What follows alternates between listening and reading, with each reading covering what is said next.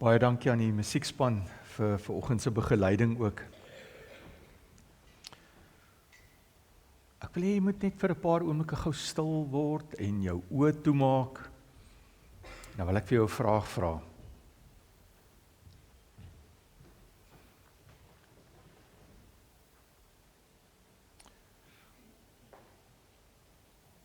Ek wil vir jou vra terwyl jy jou oë toe het.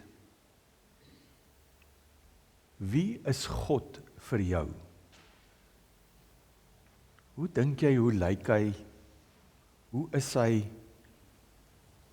Hoe ervaar jy hom? Wat is sy karakter?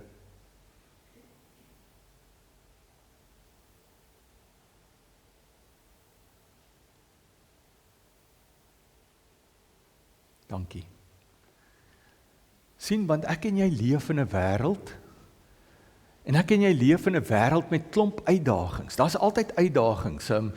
Baie mense sê, maar eintlik beweeg 'n mens van of jy so pas uit 'n krisis uit, en dan is jy, of jy is op pad na 'n krisis toe, maar daar's altyd een of ander krisis in 'n mens se lewe, daar's altyd ietsie wat gebeur. Alhoewel ons in 'n wêreld leef met 'n klomp uitdagings, en elkeen van ons wat hier sit is mens, en as 'n mens mens is, dan maak 'n mens foute. Want nie een van ons is perfek nie. Ek dink as ons perfek was, dan was ons klaar in die hemel gewees. So ons maak foute. En as ons foute maak, dan het ons geleer in die lewe om met iemand te kan praat daaroor, of om vergifnis te kan vra. En soos wat 'n mens foute maak, dan voel 'n mens sleg daaroor. Die Bybel in 'n geestelike sin praat van as ek foute maak, dan doen ek sonde, ek doen die verkeerde goed. Ek voel ek kan nie uitkom by hoe ek veronderstel is om te leef nie. Nou ek wil vanoggend net, voordat ons by ons prediking uitkom, wil ek net vanoggend vir jou wys. Want jy het nou die kerk toe gekom en jy sit hier en ons is vanoggend hier by mekaar omdat ons lief is vir die Here.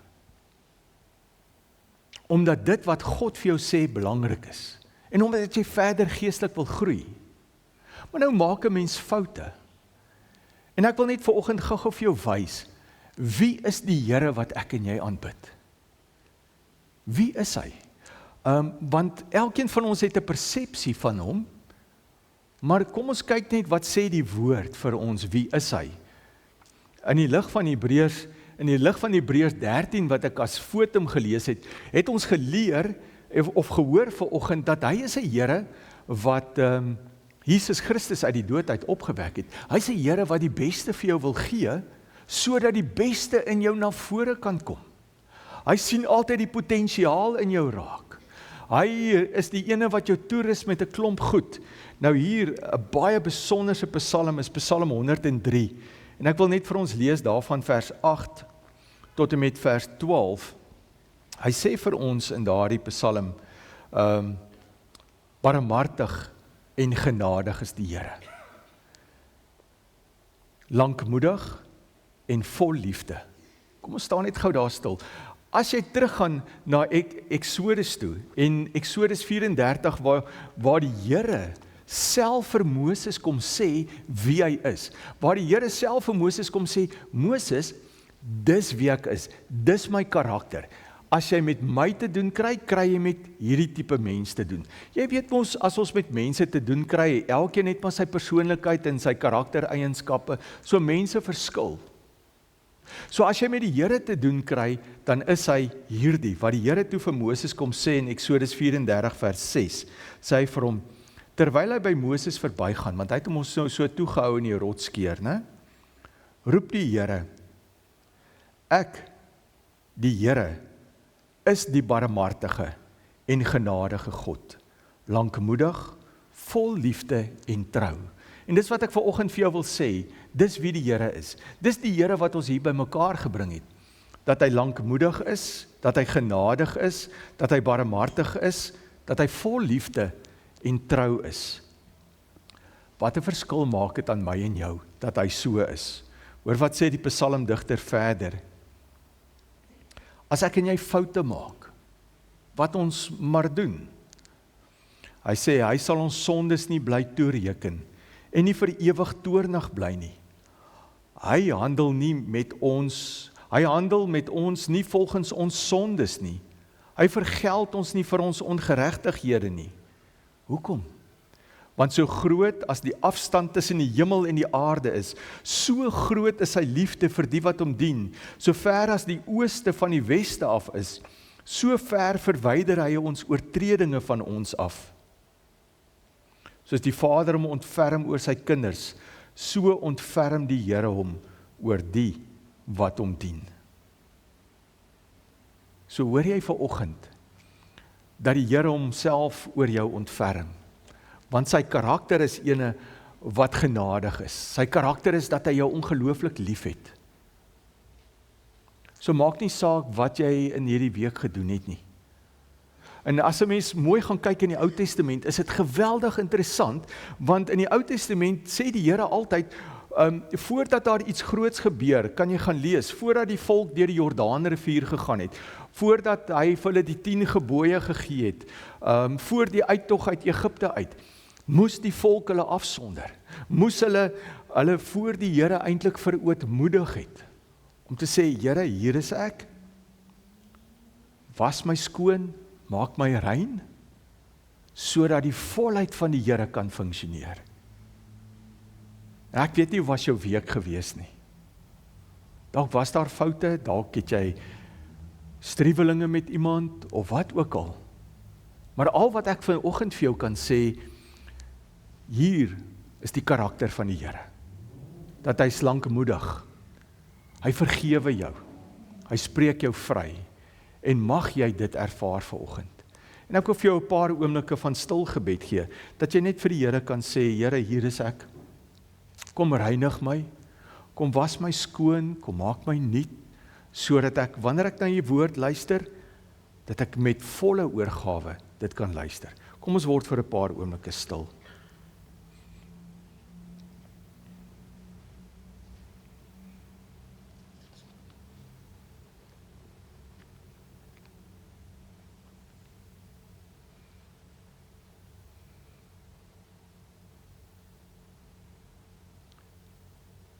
Hemelvader, hier is ons vanoggend as gemeente. Vader, dis ons hartsbegeerte om in 'n intieme verhouding met U te leef, om naby U te leef, om U werking en die krag en daardie opstandingskrag in ons lewens te voel. Nie net daarvan te lees nie, ons wil dit voel, Here. Ons wil vanuit dit leef. Ons wil dit sien in die wêreld, ons wil dit sien in ons lewens. En daarom kom vra ons, U wat barmhartig en genadig is, en lankmoedig, en vol liefde, en 'n trou God is wat betroubaar is. Ons kom vanoggend na U toe, en ons vra, kom was ons skoon, as gemeente, kom reinig ons, Here, sodat ons die volheid van U woord kan hoor. Dankie vir U vryspraak in die woord, dat as ons sondes bely, dat U getrou en regverdig is en dat U dit vergewe. Dankie ook daarvoor. Dankie vir die vryspraak in ons lewens. Vader, wanneer jy met die woord met ons besig is vanoggend, dan bid ek Heilige Gees dat U in ons harte inspreek, dat U kom verander waar dit nodig is. Vader, ons bid dat vanoggend nie net mense woorde sal wees nie, maar ons het 'n ontmoeting met U. In Jesus naam bid ons dit. Amen.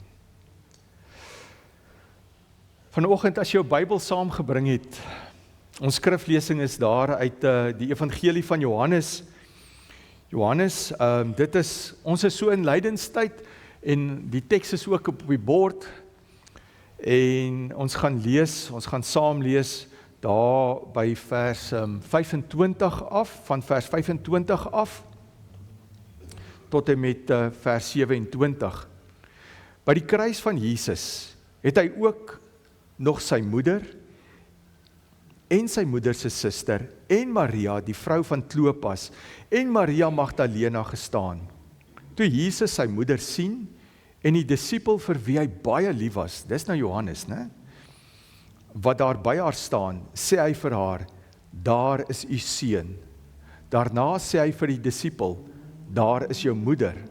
Van daardie oomblik af, het die disipel haar in sy huis geneem. Ons lees tot sover. Nou, as ons in hierdie wêreld kyk, ons leef in 'n tyd, dink ek, waar mense baie meer verbind is aan tegnologie, aan hulle selfone, of die tablet, of die TV, en eintlik minder verbind is aan mekaar. Ons sal meer tyd spandeer op die selfoon om deur sosiale media goeders te gaan, as wat ons regtig waar tyd sal spandeer in gesprekke met mekaar. Ons sien dit by tieners, ons sien dit by volwassenes ook, wanneer 'n kind baie keer vir 'n ouer sal sê, maar los die selfoon asseblief, ma en pa, kom ons praat. Want soms is ons ook skuldig dat ons so baie op ons selfone is, dat daar nie tyd is vir ander mense nie. Ons leef in 'n wêreld wat baie meer individualisties geraak het, waar dit baie meer oor die eie ek gaan, waar dit baie meer gaan oor hoeveel followers ek het, en hoeveel likes ek kry op sosiale media, as wat ek omgee oor familietyd. Nou, daar's mos die sê ding wat maar altyd die ronde doen, wat sê, jou vriende kan jy kies, maar jou familie kan jy nie kies nie, né? So, hoe gaan dit met jou familie? Gaan dit goed met jou familie? Is dit vir jou lekker in jou familie, jou uitgebreide familie? So soms het mens mos maar 'n bietjie moeilikheid met jou familie ook, né? Het julle? Ja, soms is daar maar 'n bietjie moeilikheid in die familie, né? En dan moet mense dit maar weer uitsorteer.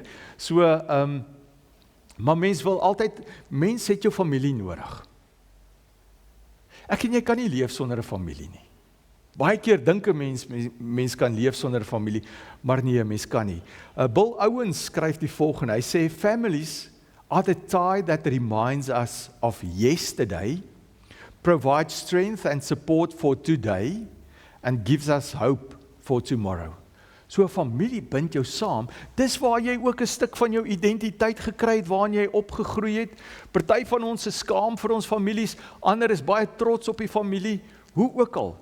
As ons teruggaan en ons gaan kyk in die Bybelse tyd, dan het families 'n baie belangrike rol gespeel. Jy het jou familie nodig gehad ook vir 'n stuk oorlewing. Dit was baie belangrik, want in families het op mekaar gesteun, mekaar se hulp, en hulle het baie keer sommer net daar by mekaar gebly.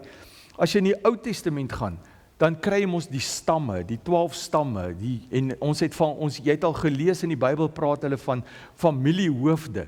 So, baie belangrik, families is baie belangrik. Die stam waaruit jy kom, daardie bloedlyn, was baie belangrik gewees. Totdat Jesus op die toneel verskyn. En wanneer Jesus op die toneel verskyn, dan weet ons, Jesus werk eintlik heeltemal anderste. Jesus se wiskunde werk nie 1 + 1 is 2 nie. Met Jesus werk dit altyd anderste. Jesus, toe hy aarde toe kom gooi hy die appelkar om.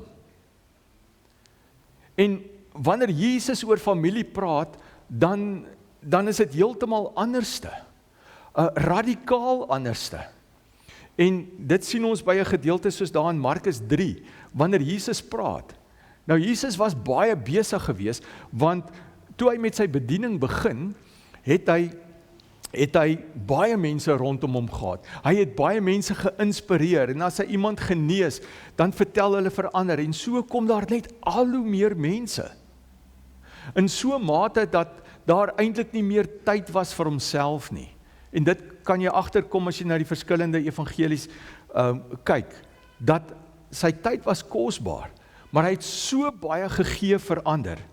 Hoor bietjie in Markus 3 vers 20 en 21, wat staan daar? Daarna het Jesus huis toe gegaan, en 'n menigte mense het weer saamgedrom, sodat daar selfs nie 'n geleentheid was om 'n stukkie te eet nie. So besig was hy. Jy weet hoe partykeer ek en jy ook besig kan raak, dat daar nie tyd is nie, né? Jy moet net 'n klomp goed gedoen kry. So, dit vertel vir ons, daar was 'n klomp mense, en Jesus moes hulle bedien. Hulle wou heeltyd die verhale hoor, en genees net hierdie ene, doen net gou dit vir ons, vertel vir ons hiervan. So hy was regtig baie besig gewees. En toe sy familie hiervan hoor, dat hy nou so besig is, en wat alles begin gebeur, het hulle gegaan om hom te gaan haal. Want hulle het gesê, hy het van sy kop af geraak. Daar's fout met hierdie seun van my, daar is fout met ons broer, want hier begin nou goed gebeur wat ons ongemaklik laat. Nou sê hulle ook daar verder, die skrifgeleerdes, dis nou die ouens wat baie geweet het van destydse geskrifte, eintlik in vandag se terme van die Bybel. Goed, die skrifgeleerdes wat van Jerusalem afgekom het gesê, hy is van Beelzebul besete, en dit is met die hulp van die aanvoerder van die bose geeste, dat hy bose geeste uitdryf, dat hy hierdie goed doen. So hulle was nie gelukkig met Jesus nie. En nou is hy daar in die huis besig. En hy is besig om hierdie mense te leer, en die huis is chock-en-blok vol. Julle weet mos die een verhaal wat die vriende van die verlamde man sommer die dak oopbreek, want hulle kon nie by Jesus uitkom nie, en hulle laat hom hier deur die dak sak. So het dit gegaan, hy was besig. En dan van vers 31 af, sê hy, sy moeder en sy broers het toe gekom.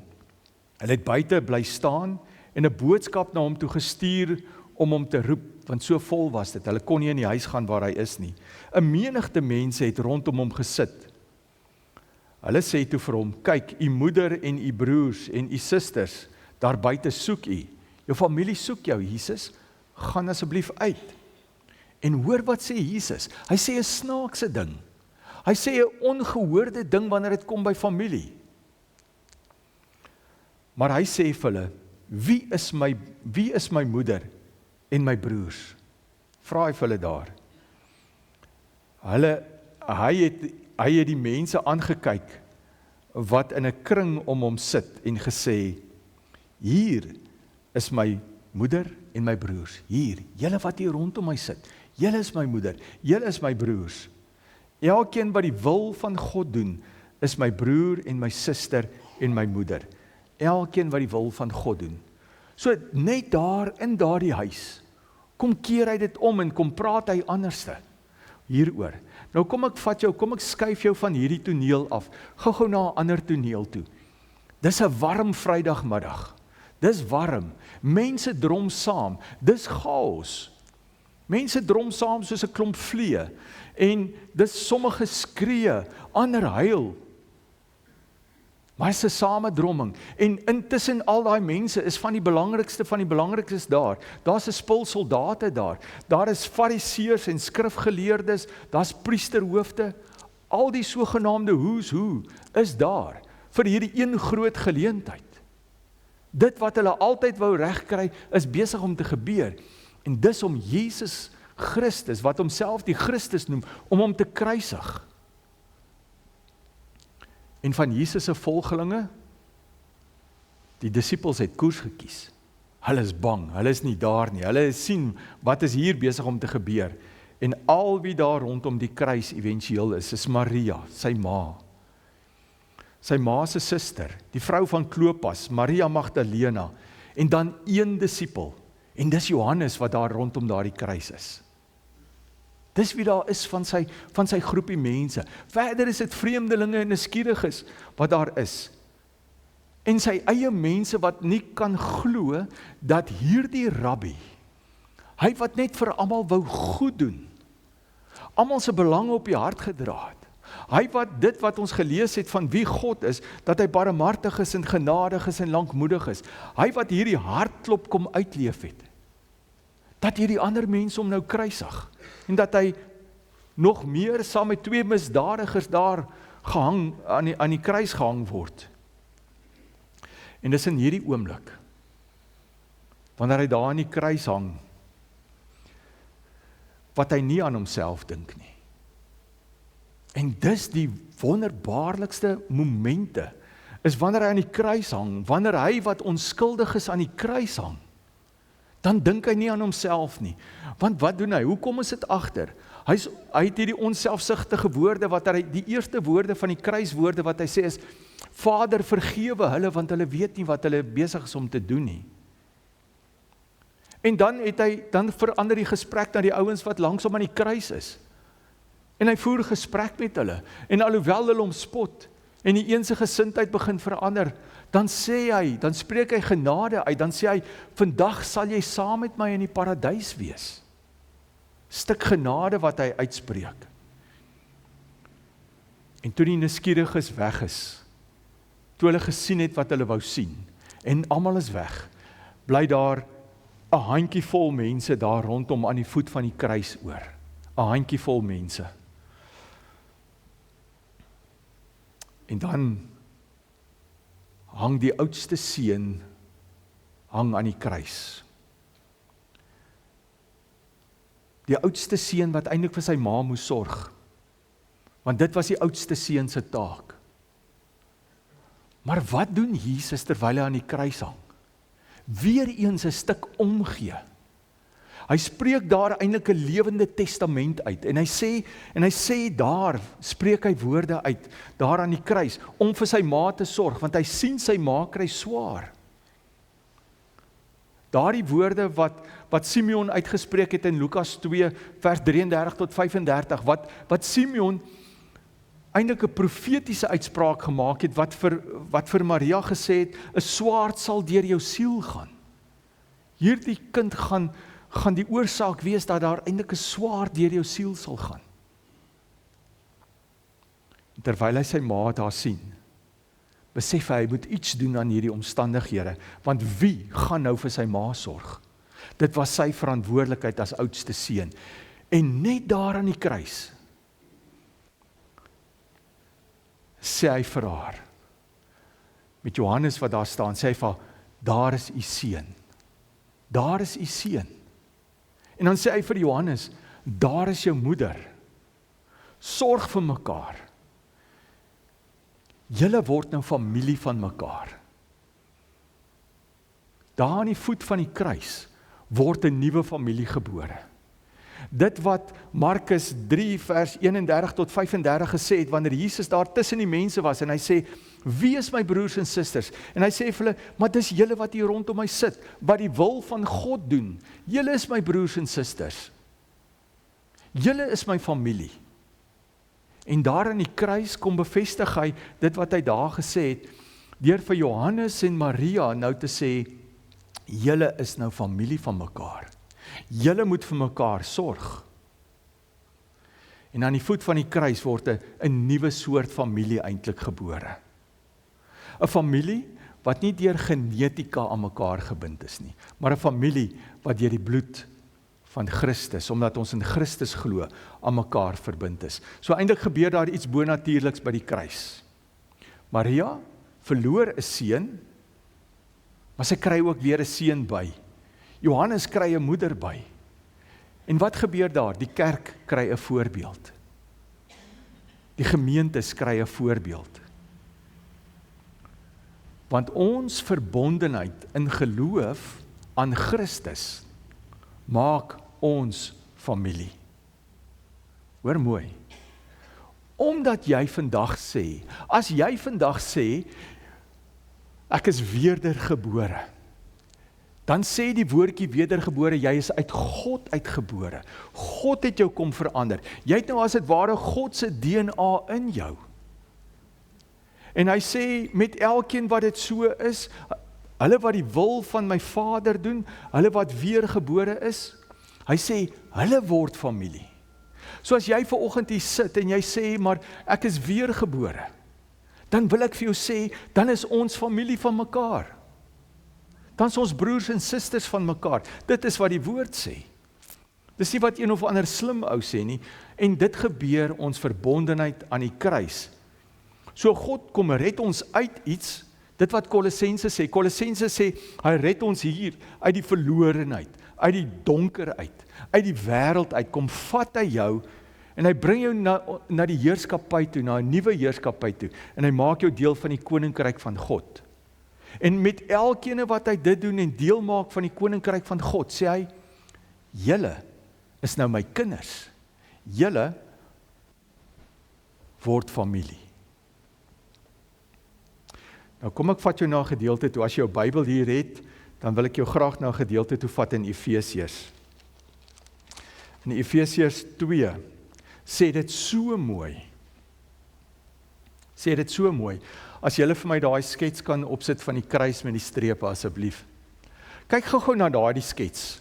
Want dit wat Efesiërs sê, is hierdie skets. Efesiërs kom sê vir ons, en ons gaan nou die teks lees, hy sê vir ons verbondenheid aan die kruis, hierdie 2 strepe, maak nie saak wie jy is vanoggend nie, maak nie saak wat jou agtergrond is nie, maak nie saak wie jou aardse familie is nie, maak nie saak wat 'n foute jy gemaak het in die lewe nie, as jy by die kruis van Jesus kom, die Bybel praat van of jy Jood was, en of jy Griek was, of heiden was, nee, is nogal 2 verskillende groepe, maar by die kruis van Jesus, kom hulle by mekaar en word een. Paulus praat van, dan sit net 1 streep, hy sê ons word een nuwe mensheid, ons word weer 'n geestelike familie. So die kruis van Jesus kom bind ons as 'n geestelike familie saam. Nou, as jy wil volg uit die Bybel uit, Efesiërs 2 van vers 13 af, hoor wat skryf Paulus vir die gemeente, hy sê, maar nou is julle een met Christus Jesus, by die kruis wat dit gebeur het. Julle wat vroeër ver van God gelewe het nou naby gekom, deur die bloed van Christus. Christus is ons vrede, hy wat die 2, Jood en nie Jood, een gemaak het. Nie sê hy wat verskil van iemand anders te hier, in terme van aardse familie, hy het ons een gemaak, deur die kruis.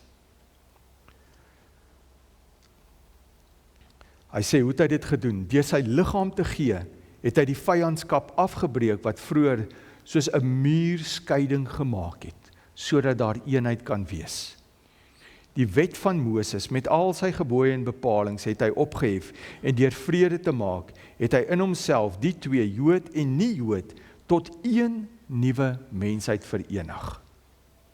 En so kan ons aangaan, wat hy vir ons sê. Hoor wat sê hy in vers 19, julle is dus nie meer ver van God af nie, nie bywoners nie, maar medeburgers, die gelowiges en lede van die huisgesin van God. Dis wie ons geword het, dis wie jy is. Jy is deel van die huisgesin van God. Nou as jy kyk na 'n gedeelte soos Galasiërs 3, dan sê hy vir jou dieselfde. Hy sê vir jou, Galasiërs 3 vers 28, dit maak nie saak of iemand Jood of Griek of slaaf of vry, man of vrou is nie. In Christus Jesus is julle almal een. Hy bind ons saam. 4 vers 6 sê hy, en omdat ons sy kinders is, het God die gees van sy seun in ons harte gestuur, en ons roep uit, Abba, dit beteken Vader. So wat sê dit eintlik? In die kruis van Jesus verdwyn status, verdwyn ras, verdwyn die verlede wat een of ander houvas op my het. Die kruis breek mure af. Die wêreld bou mure, maar die kruis breek dit af. Nou Romeine 8 bevestig Paulus dit as hy daar in Romeine 8 sê, almal wat hulle deur die Gees laat lei, want ek kan my nie deur die Gees laat lei as ek nie 'n kind van God is nie. Hy sê almal wat 'n kind van God is, wat hulle deur die Heilige Gees laat lei, is kinders van God.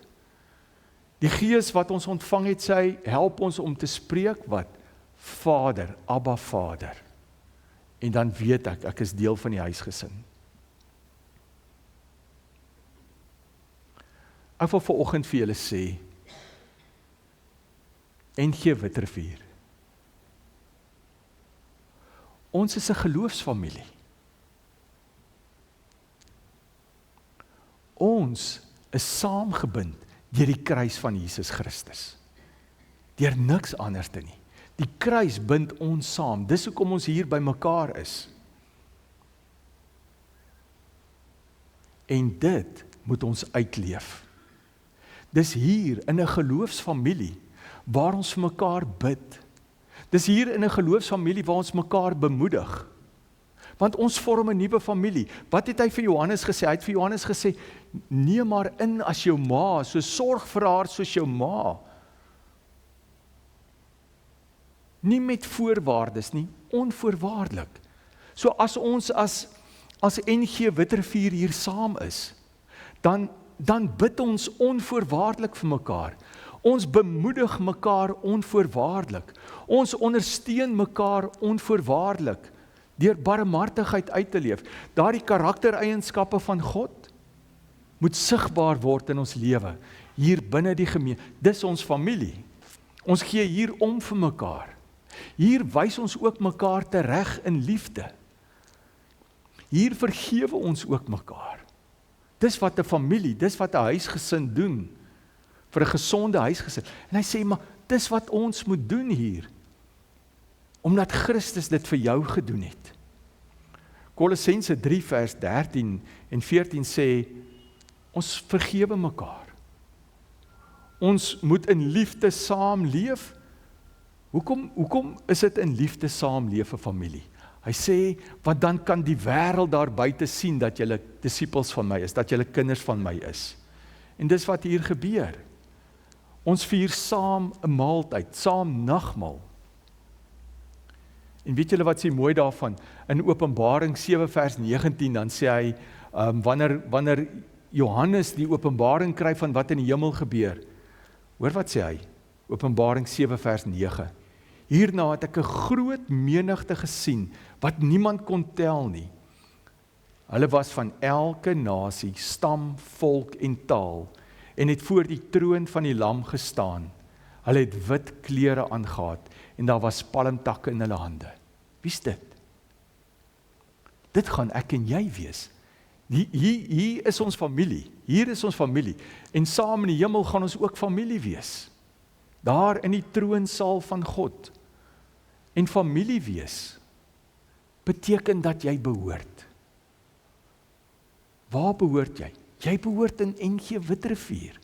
Dis jou geestelike familie hierdie. Dis hier waar jy ondersteuning moet kry.